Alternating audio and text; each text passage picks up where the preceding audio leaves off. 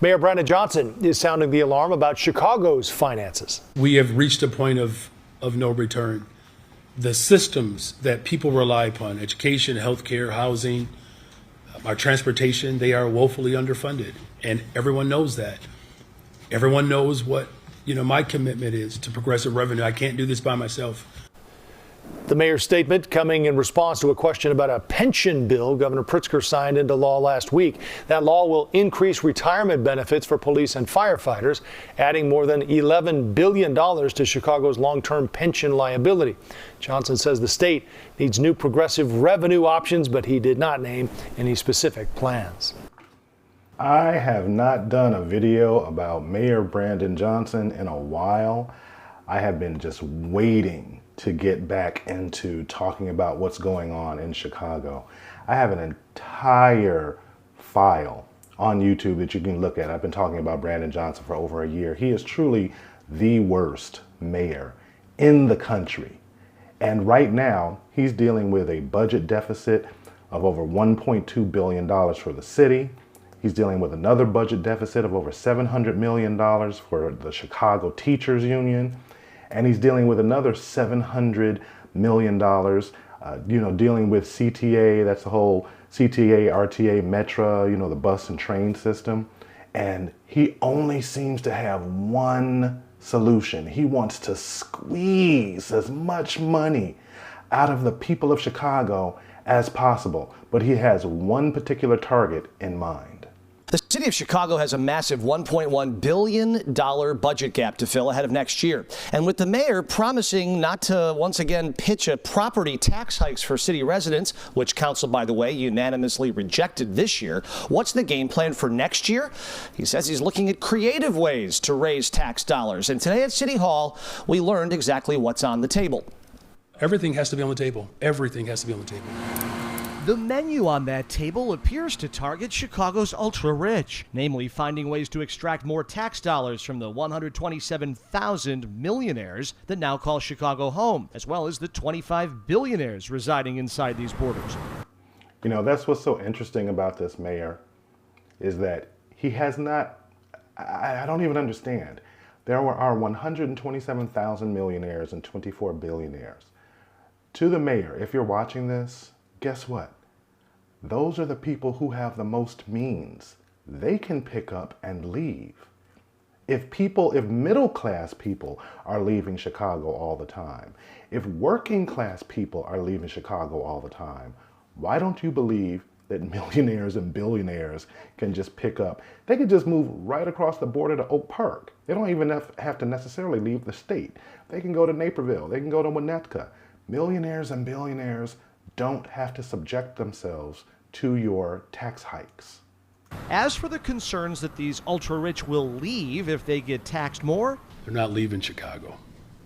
So this notion somehow that we're scaring millionaires away, it's just the opposite. Except for the fact that they are leaving. Mayor Johnson says the number of Chicago millionaires jumped 24% in recent years. Also on that table, resuming Chicago's corporate head tax. On the books from 1973 to 2014, it taxed companies with over 50 Chicago-based employees $4 per employee each month. It raised $35 million in its final year, ending under Rahm Emanuel, who called it a job killer. Okay, I want you to think about that for a second. The city has an over $1 billion deficit that they're projecting is going to run for the next few years. And he wants to bring back a corporate head tax that the last year that they had it, in 2014, it brought in $35 million. You have a deficit of $1 billion, but you want to do something that's going to bring in $35 million. And inevitably, some of those business owners are going to leave. They're going to say, you know what? I'm going to just move right outside of the city. Again, this is what happens when you put an elementary school social studies teacher in charge of the third largest city in the country. This is the perfect time for us now to look at progressive means.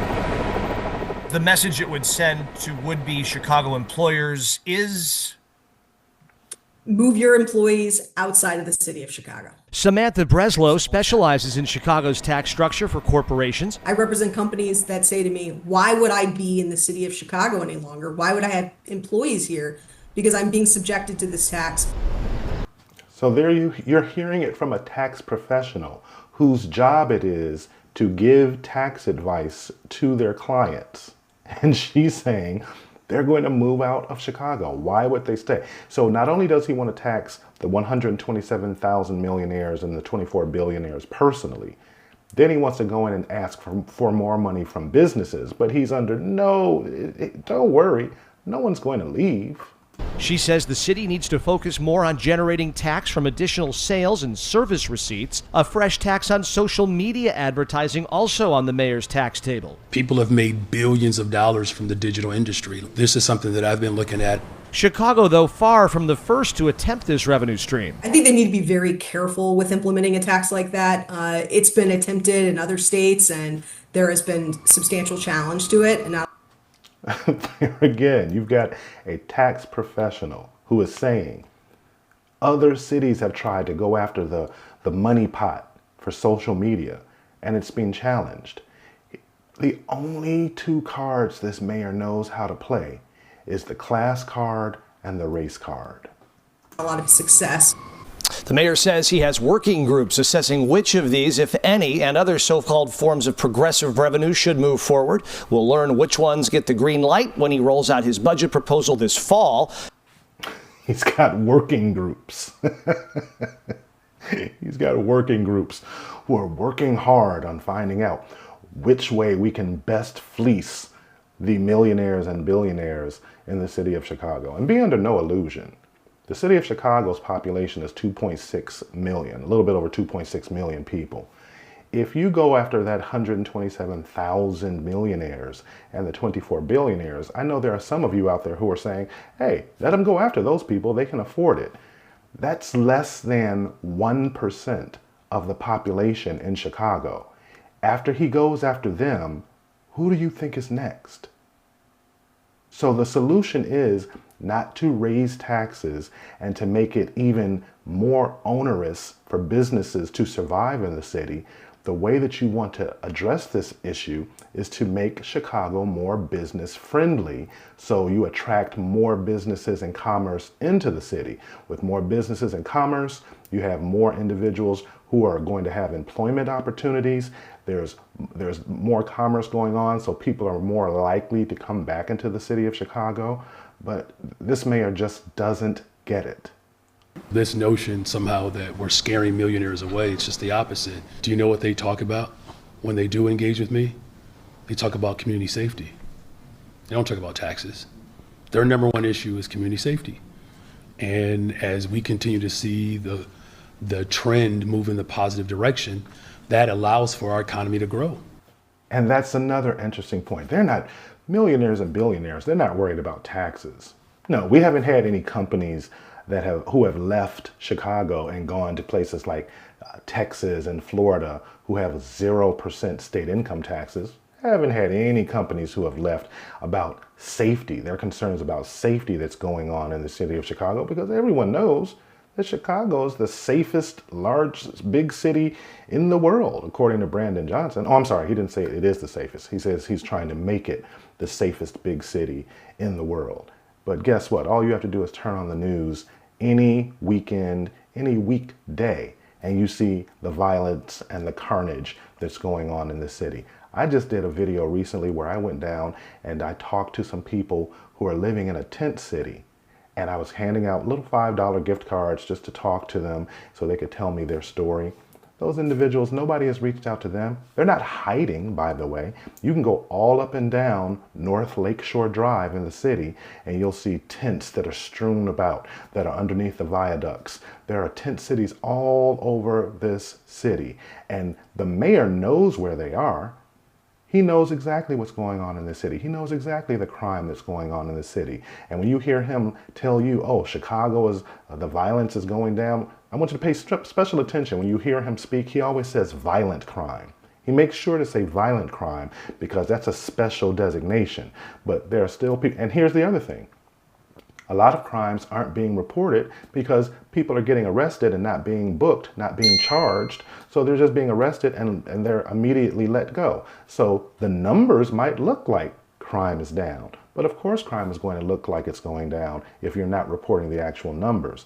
But he's having all of these conversations with everyone because he wants us to forget. He wants us to not remember the real reason why the city has this budget deficit that it has, other than he hasn't corrected spending and taken it back to pre-COVID levels. But the real reason, and I've talked about this on this show, if you're paying attention, the real reason why we have this budget deficit is very, very plain to any of you who have a good memory. And for those of you who don't, let me give you a quick reminder.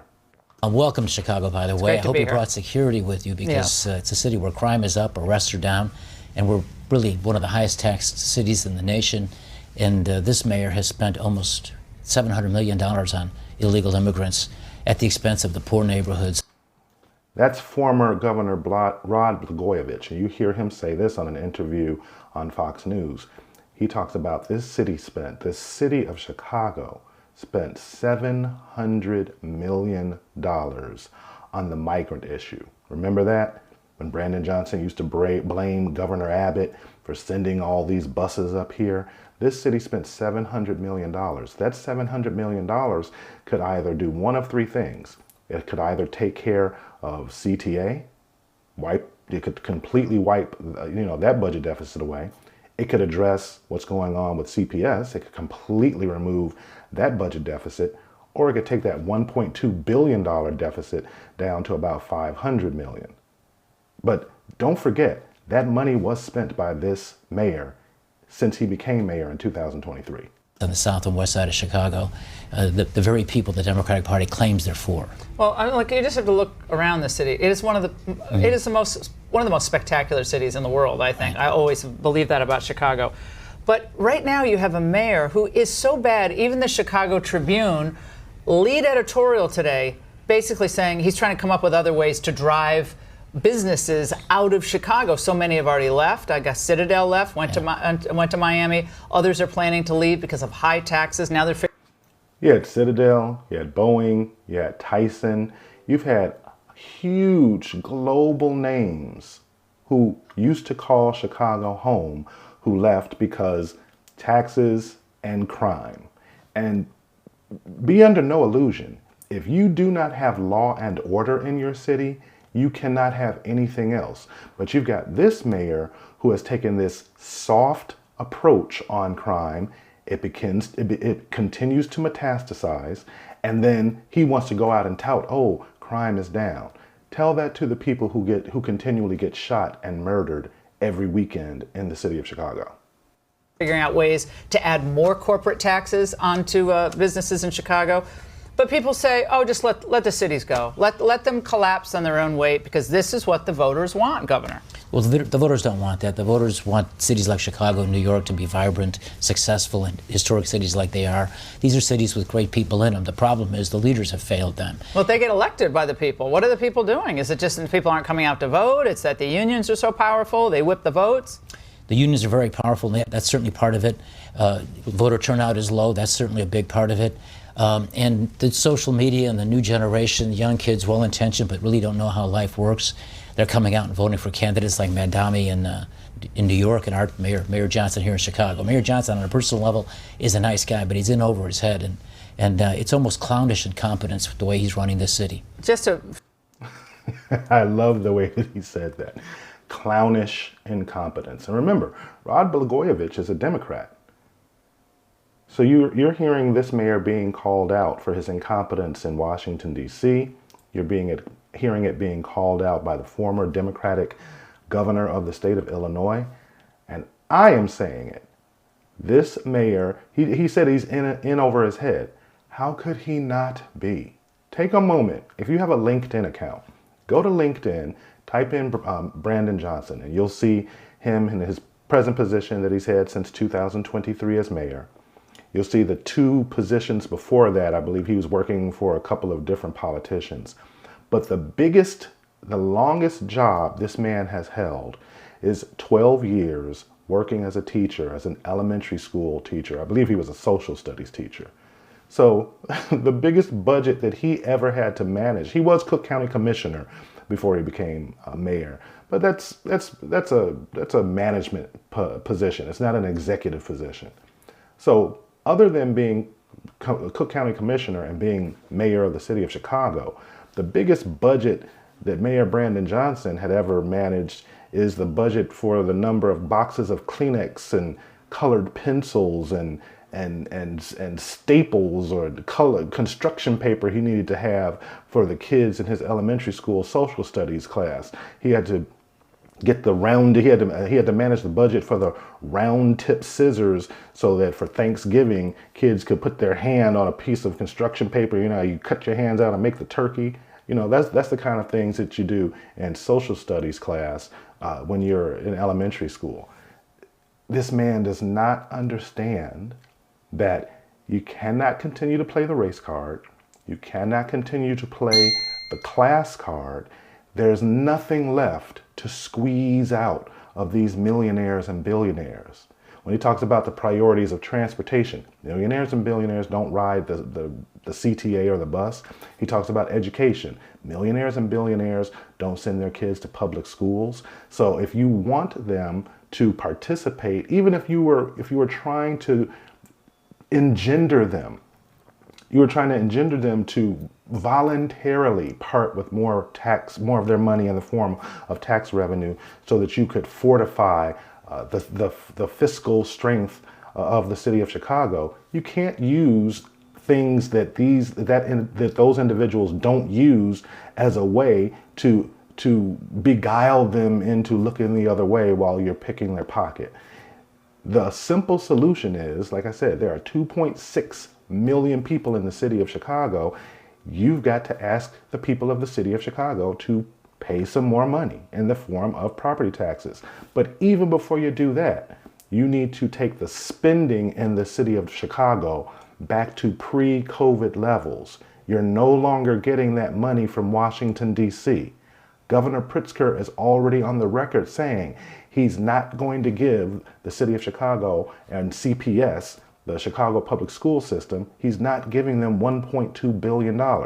And he's on the record for saying, not because he doesn't want to, because the money isn't there.